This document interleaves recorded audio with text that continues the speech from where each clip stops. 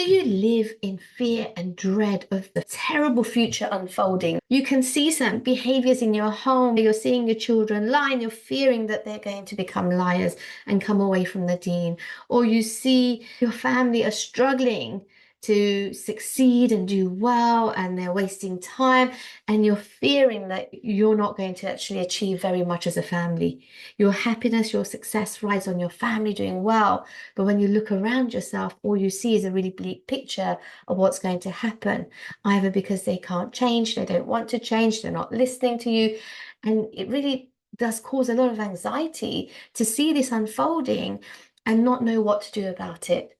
Now, if this is happening to you and you're living with low-level anxiety, stress, and you're having to push that feeling away, put it to the back of your mind, keep yourself busy so you're not focused on this horrible future that's going to happen, then this podcast is for you. You're going to love it, because what I'm going to teach you in this podcast is 4 ways that you can turn that future that you're dreading into a future that you love, into a life you love living, because the future hasn't been created yet. It's in your hands, and I'm going to show you, inshallah, how to take control of it. You're going to love this podcast. Let's get into this, inshallah.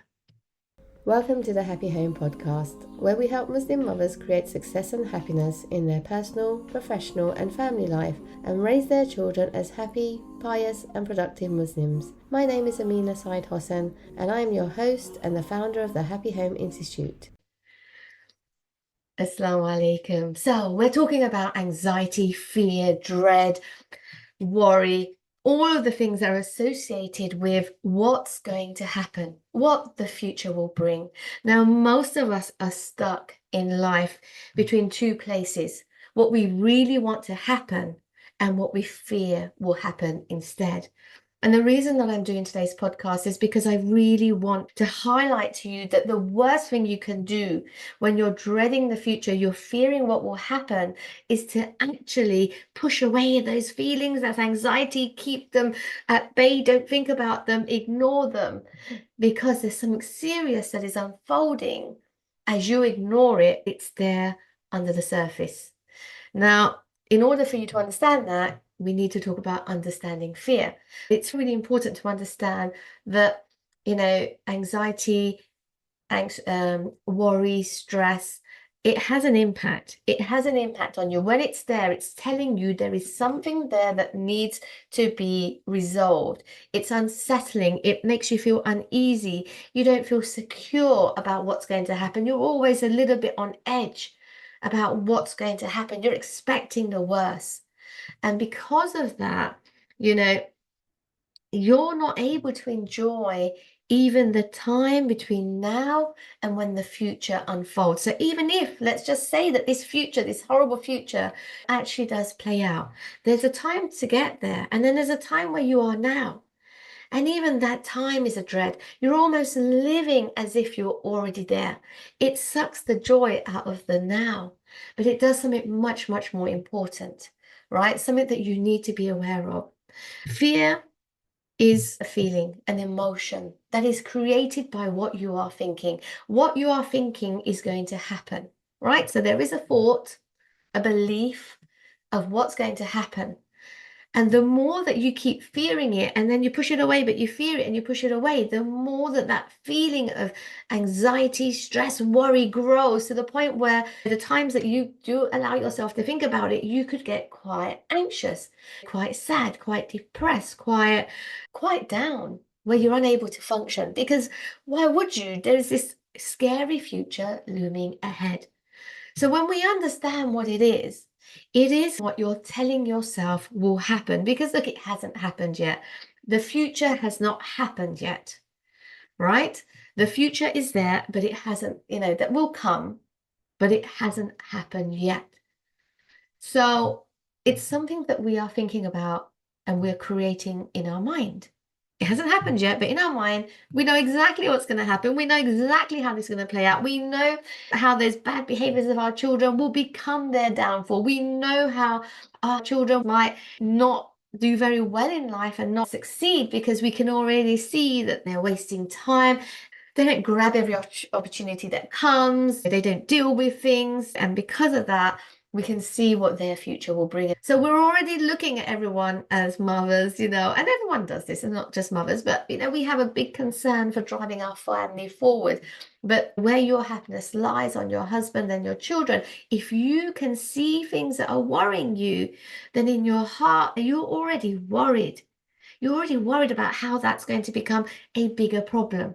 You can already see how the habits are becoming more regular. You can already see proof. I knew that they were going to do more of that. I knew that they, were not going to make the right choices. I knew that they were not ambitious. And you're spending this time between now and then just proving your theory right. But it hasn't happened yet. And you can look at the same scenario and see all of the proof of why you are right. But where is that taking you? It's taking you to a future that you don't want to see play out. So rather than proving yourself right, what I teach my clients to do is to step back and see that if this is what I'm imagining, will it serve me if I am part of creating that? Now, you might be thinking, what do you mean creating that? You see, as you expect, and you will get what you expect. Now, that is not only true of your relationship with Allah, but that is true of every aspect of your life. If you expect to get disappointed, you will end up getting disappointed. If you expect to get hurt, you will end up getting hurt. Think of any time that you've expected something to play out. It's very rare that you are surprised. Normally, what you expect is what happens. And I'll tell you why. Say, for example, your child, they've lied a few times, they're going to lie again, right? So you're now expecting that actually they're always going to lie to you. What then happens is, as you're talking to your child, what you really think is coming across. So you might say things like, you have to tell me the truth, don't lie, no more lying, all right? But what you're really saying to your child is you're a liar and you struggle to tell the truth, right? That's what that really says. Or you might be saying to your husband, well, that, we've got to save for the future here. That we've got to change our situation. But again, the way that you're saying it, it really does give the other person on the receiving end the impression that actually you don't think very much of me. And if that's what happens to your nearest and dearest, then what they're going to think is, well, that's all she expects of me, that's all I am. And then they become what you expect. So what you see ends up becoming what you expect because you're preempting it, they're preempting it, and it just happens to be what everyone expects will happen, and they resign to it, they don't fight against it, and it's not just what you expect. It's not all down to you. Everyone is doing the same. In a whole family, everyone is expecting, worst case scenarios. It's one of the tricks of Shaitan to bring you to despair. So we're all exposed to this. But if you're listening to this, I want you to know as a mother, you have the greatest influence over your whole family. Because if you choose to expect something different from your Lord, then you're going to be able to influence everyone else, from this worst case scenario to the hope of something better. Because look, the future hasn't been created. So you can either think about the future in a really scary way, or you can think about the future in a really helpful way, and what you get is what you'll expect. But most people don't know this. So they're just telling themselves, look, it's better that I'm prepared. I'd rather know now than be disappointed. It's going to happen anyway. I'm just preparing for it. I'm just in survival mode. And what we do is actually, we tell ourselves we're preparing for the worst by living the worst now, even before it's happened. Now that doesn't make sense, right? When you look at it that way, you're probably thinking, yeah, it doesn't make sense. Why live through the worst now, even though the worst hasn't happened? But we do that in some sort of way to protect ourselves, but really we're exposing ourselves to more of what we don't want. And then when it happens, you'll say, you see, I knew it was going to happen. I knew that was going to happen. I told you so. It's almost some comfort that we were prepared, but prepared for what? There's no comfort in being prepared for the worst. It stops you from wanting to create a better future, because the future you think will unfold is so awful. And the more you find proof for it, yeah, that's what's going to happen. That's what's going to happen. The more you find proof for it, the less hopeful you become of anything else. Like the hope just drains from you. And now you're resigned to it. How many people live resigned to a terrible future unfolding for themselves? I know, I speak to hundreds and hundreds of mothers. Their fears about their home, their family, their children, their husband. One of the greatest fears that we have is thinking that we might lose our child. They'll move out and they'll never come and visit us. But because of that, we keep a distance now. The very thing we shouldn't be doing in order to create that bond, we do, almost preparing for the worst.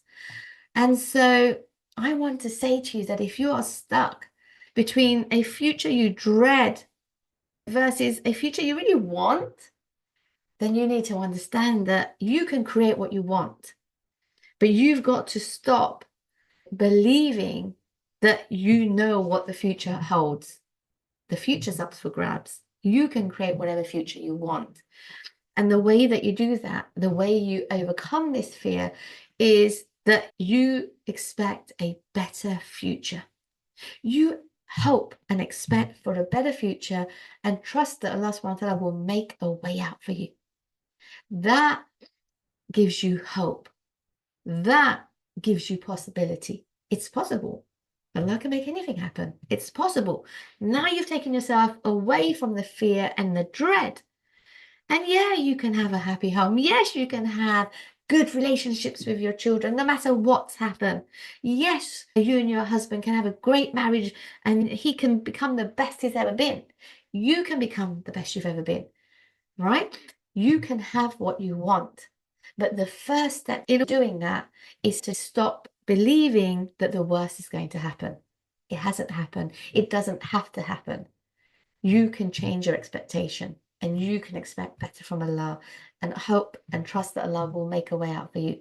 And then, yeah, then go and get some help, in order to learn the strategies and the steps to create the life you want. Alhamdulillah, I have been trained to help clients to get the results they want. That is coaching growth. It's not just problem solving. Yeah, we solve our problems, but we want to create a dream life. And the biggest obstacle that people have is they don't believe that that's possible for them. So they don't even try. That is how much they've resigned. We tell ourselves that, I won't get it in this world, but I'll get it in the hereafter. But Allah subhanahu wa ta'ala does not want you to suffer all the way to the hereafter. And then suddenly you'll get rewarded for being patient. That's not how it works. In fact, you need to patiently persist with wanting the best for yourself in this world and the next. The Prophet ﷺ, the most common dua he made for himself was for Allah to give us the best in this world and the best in the hereafter. We're not supposed to forego one just for the other. We need to want the best for this, for this life and patiently persist in creating it. That is how you create the best outcome, and how that brings you closer to the hereafter is you're trusting Allah will give you what you ask for. You're trusting Allah that He will make a way out for you. You're trusting Allah that actually anything is possible. That will build your connection with Allah and be so valuable to you as you make this journey, because you know what? Now you're in the land of possibility. Now you're in the land of hope. Now you're motivated. You're a different person. You're ready to go out and make the most wonderful life for yourself. Why? Because you didn't believe the fear. Why? Because you decided, I'm going to create a better future. There's what I want, there's what I fear, and I choose what I want, and I trust Allah with what I want.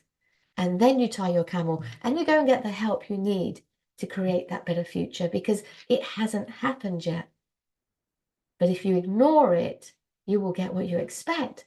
You'll react in certain ways that will help bring it on that you don't want to. You'll expect it from others. You'll expect it from yourself. You won't even try to do anything different. These are the ways we act when we are resigned to a doomy gloom future. So don't do that, my sister. Make a choice. And a really good way to see in what I'm saying in practice here is I want you to write down, take a few moments to write down your worst case scenario. What is the worst thing you're expecting to happen?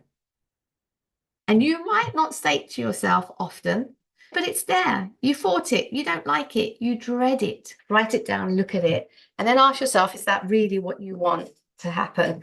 And obviously the answer is no.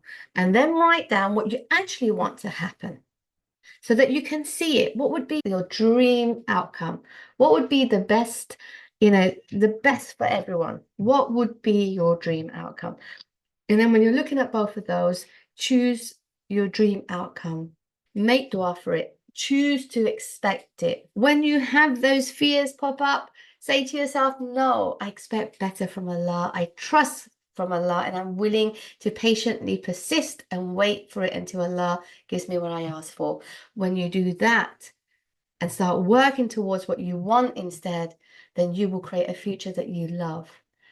Now go and take action. Take the action you need to make that dream happen.